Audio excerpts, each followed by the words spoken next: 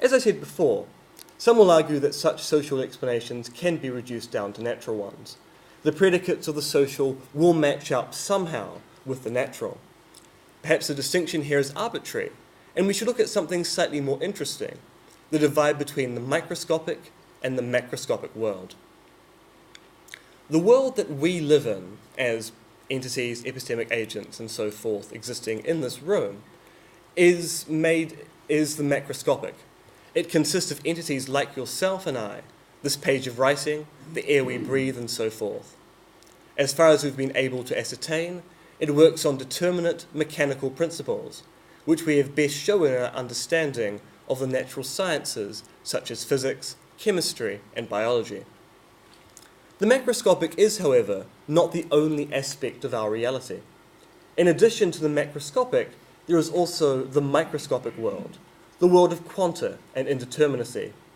It is, as far as we've been able to ascertain, a world completely unlike our own. The microscopic is different.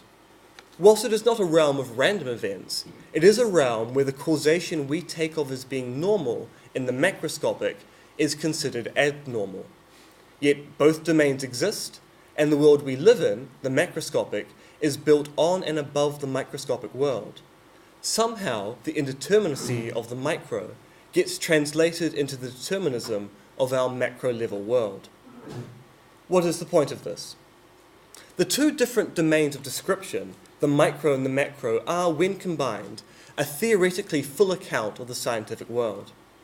Some hope that an account of both phenomena, a unified account, can be generated. For some, this account will be a rendering of the micro into macro terms, or vice versa. The question we need to ask is whether such a unifying theory is going to be achievable. The answer is understandably complex, and I will not offer a full account of it here. All I need do is show that there is some level of doubt as to whether it can be formulated. Theories that cross from one domain to another need a guiding principle to explain how one set of predicates can be linked to another set of predicates. If we want to explain the relation of micro-level events to macro-level entities, then we want some bridging principle. In the same way, if social predicates are instances of accidental regularities, and the theories that relate natural predicates to one another are not mere accidents, then plausibly we want to know how to relate accidents to non-accidents when we make claims that go from the social to the natural. One way to look at this would be to postulate what I call a third language. Imagine, if you will, that there is a domain of description that describes perfectly what we call the micro and macro physical, but that this language is largely unknown to us. Possibly the language can never be known. It might be structured in such a way that we could never work it out, or to properly formulate it, we would need to experience certain phenomena which we have no epistemic access to.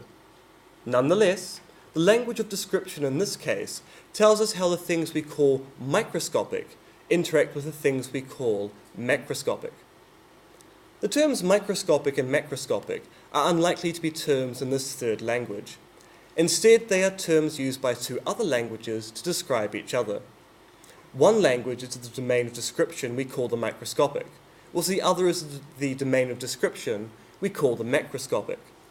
These are the languages we know to the best of our ability, and they work in describing the phenomena they bound. Their only problems, as far as their use goes, is that they present problems if they are used to try and describe phenomena in another domain, to wit macroscopic attempts to describe microscopic events. Whether there is a third language is not an issue I can get into at this point.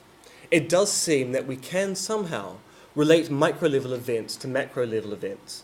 It also seems, given the large amount of work ongoing in physics at this time, that the unifying account of macro and microphysics is not something we are very close to formulating. The third language would achieve this unification by being the true domain of description.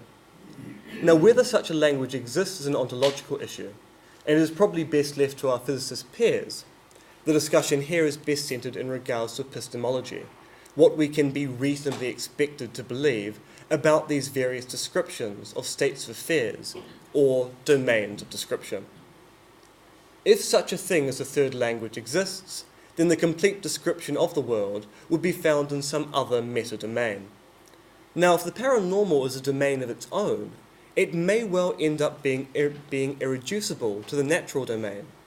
Thus, the paranormal should not be subject to the laws of science, but rather the laws of science and the paranormal would be subject to the laws described in this third language.